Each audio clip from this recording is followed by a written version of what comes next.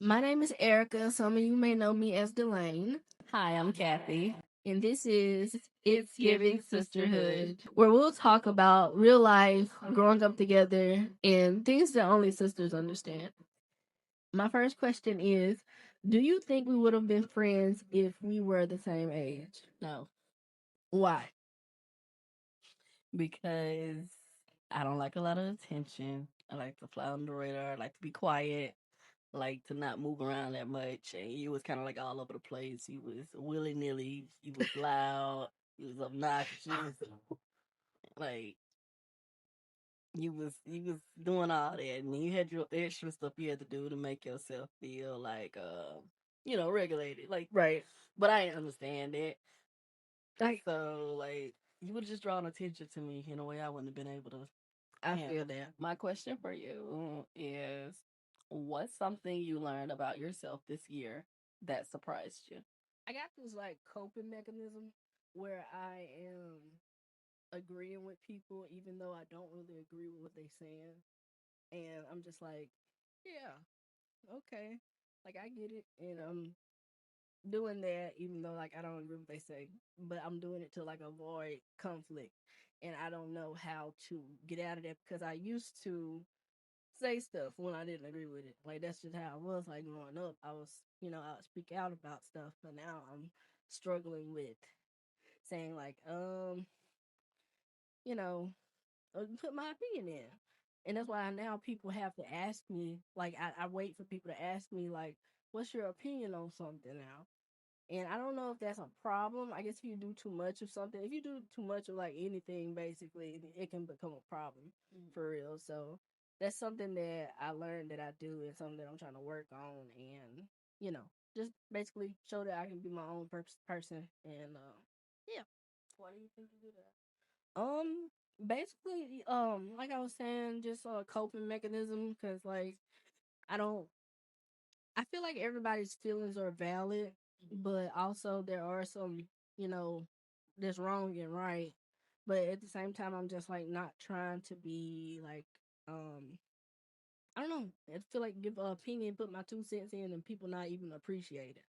And so I'm avoiding doing that because if I do put my 2 cents in, then I may feel like I might feel bad about myself if they didn't agree with what I said. So I'm just avoiding it altogether. So it's just something that I'm working on. Okay.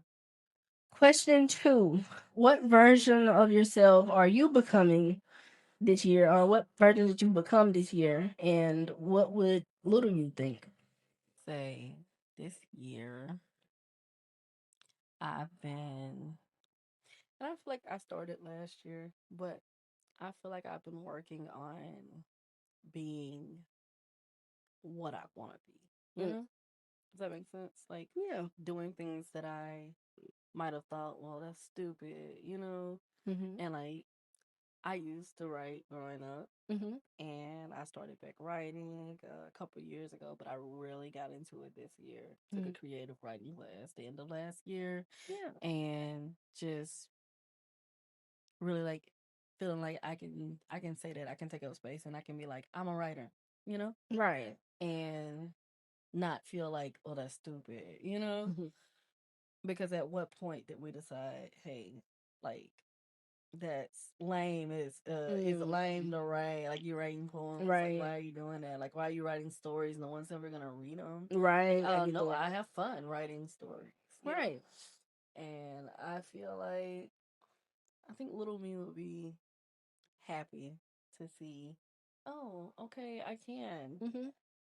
I can still do That's amazing because basically like it feels like a validation type of thing. Like if you're not being validated by the things that you're doing for the things that you're doing, it kind of make it feel like it's pointless.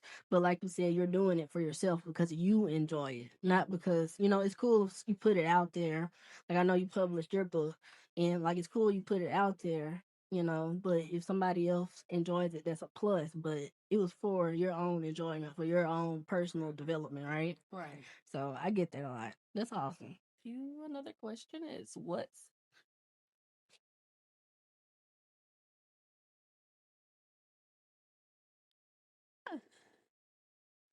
What's one thing you think I misunderstood about you growing up? Um, I think one. Well, okay. So you said one thing. Okay, so I think one thing, one thing you misunderstood about me might have been like, so I wasn't diagnosed with autism until I was 16. So everybody felt like I was annoying and that I was being attention seeking, which goes back to the initial question when I asked about us being friends. That you said that, and it wasn't me. It was annoying the things that I had to do, like also like the OCD, like if somebody brushed past me, like I gotta figure out who did it, and then I do my little ritual, my number rituals, and it was just all of it was annoying, but it was something that I was suffering from, and people didn't get that, and it was a struggle for me because like I knew I was annoying, and I didn't know why I was annoying. You know what I'm saying? Yeah. So that's one thing that I wish not even just you understood about me, but like everybody, because it was affecting everybody. Like, why is she acting like that? Why does she want to rewind the TV over and over again to hear it, to keep hearing the same thing? Like, My kids. hmm and that's the crazy part, that that you have children and they've been diagnosed with autism. Well, the oldest two, and it's kind of crazy. It's like now we're able to understand each other in that way. I know, like it's not really off topic, but it's like when you was like talking, it reminded me of something you used to do, and like you would check the door to make sure it was locked, and it was so crazy to me. One day I was sitting outside with boyfriend at the time, and you kept. Oh God. I bet it seemed like I was being like, it seemed like I was being nosy or something. You were just trying to be seen. I don't know. Like, But it was literally my OCD wanting to like shut the door a certain number of times. Like shut it an even number or something. Oh damn! Oh my God, that is embarrassing. So embarrassing. Well, I'm glad we know now. For growing up, if you were able to switch from being the oldest sister to the youngest sister, would you switch those roles, and why or why not? No. Why wouldn't you? I don't know. I guess I feel like I'm naturally a nurturer. I don't know. I just feel like that. I feel like I like to take care of people. I like to feed people and stuff like that. Right. And I see that in my youngest. She's naturally a mom. Like she's a mom, and she's like always trying to take care of her older sisters, Right. but they don't want that, Right. And it's like it's so hard for her, and it causes her so much anxiety that she can't take care of them. Right. She can't do them the way that she wants to, and it's because she's a little. She's little, right? Yeah. And I just feel like I wouldn't have been able to like express myself in the way that I show up in the world. So basically, like the way I'm understanding, you can see that frustration in her that she can't do that because she's not older than the other kids. Yes. But you were able to do that. Yes. And that, you wouldn't want nobody like to take that away. Like that's a part of you that you actually enjoy. I have to do it. Got it. That's cool. I get that. What's a mistake you made in love that taught you the most? I think the mistake that I made was chasing after people that didn't want to actually be with me. Just because like they showed you like a little bit of attention, or they stayed around for a long time until they found something better and moved on to something better, and me still trying to like make things work when there was nothing to make work.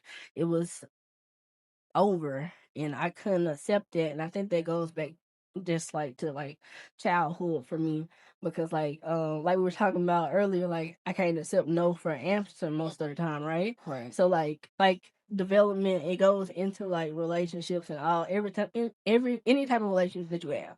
And so I feel like me as a child not being able to take no as no, Yeah. I'm not taking no as an answer. Like I don't want to sound like I'm some weirdo though, but I'm just saying like I'm still trying to push it. Like we can make this work. Like let's let me keep chasing this person, and they'll eventually turn around. And that's not how you're supposed to do stuff, because like you gotta let things go. Yeah. And that's what I'm learning how to do.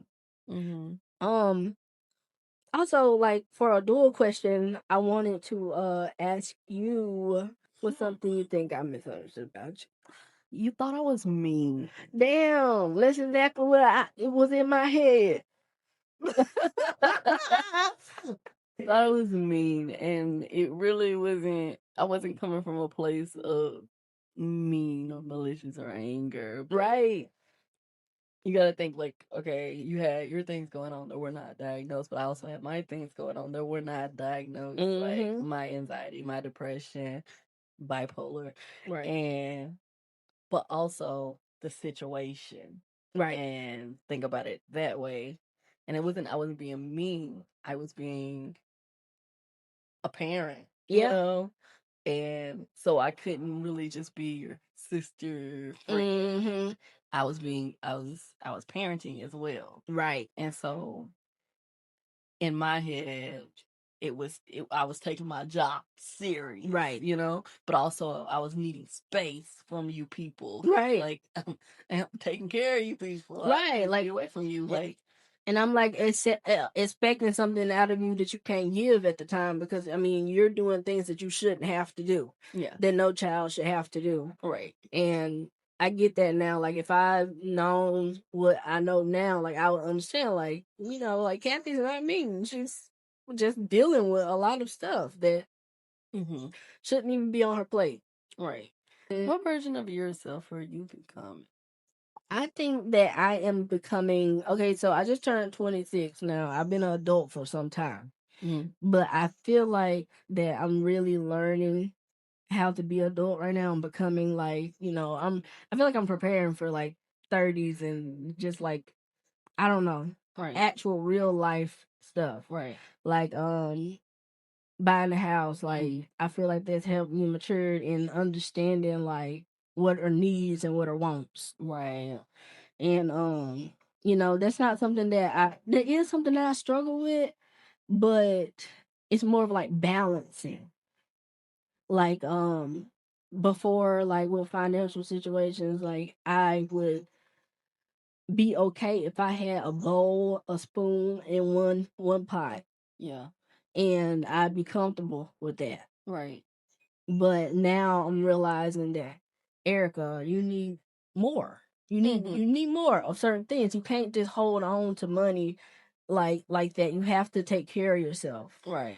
But yeah, so that's just some awareness that I'm getting. Getting a little flour and cornmeal in the pantry. No flour, cornmeal, nothing. Yeah, like I'm fine with just sitting here.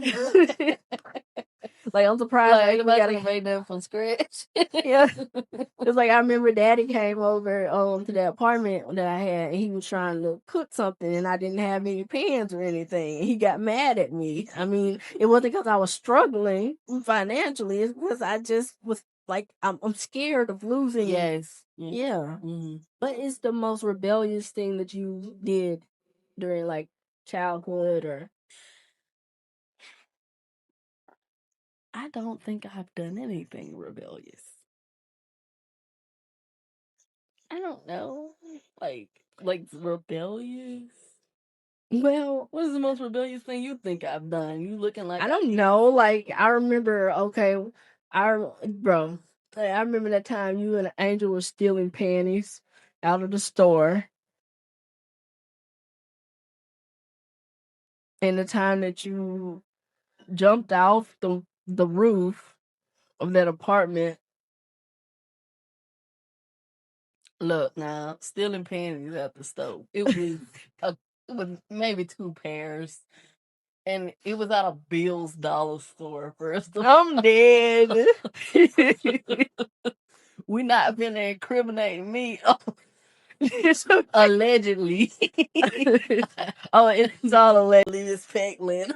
Just doing something just to be doing it. No, that was probably like the only things I did that I was like really like, ha. Like I did it. Take this. I'm dead. What's one thing you're healing from that people don't notice? So when I started taking antidepressants, I was 16, right? And I feel like I was a different person. Like before I took that first pill, I feel like I was a different person before that. And so, like, if I ever come a time where like I skip my medication, I kind of revert or go back to that 16-year-old girl, and I struggle with that. So I start like getting depressed, and you know, anxiety gets like real bad. I'm not as nice to people because I really used to be like I did used to be an asshole, like just to be an asshole, and I really struggled with like talking to people kindly and just like I don't know. And I think I'm healing from I don't know, just myself. Healing from myself, doing things to what's it called? Be like self-destructive. Yeah, I think that's what I'm healing from. It was kind of a hard question for me. What's something you admire about me but never told me? Something I admire about you is that like you're very hardworking, like especially like physically, like doing like yard work and things like that. I could never even do. I mean, it's something I could do, but I don't have the motivation to do it. And I just feel like you're strong in that way. I feel like you're strong, especially raising your kids with them being diagnosed with autism and like the challenges that come with that. And you do a lot by yourself already, especially just you being there most of the time with them and being isolated from people. You're just able to take on a lot, and I love that about you. I wish that you would reach out and let other people know when you're struggling, but I really love that about you, that you are able to take care of yourself and, you know, just handle it all. Kind of like Superwoman. I just hate when people say that. I shouldn't have to be Superwoman. I don't want to be Superwoman. I'm I dead. did not want to be Superwoman when I grew up. Well, that's what's going on.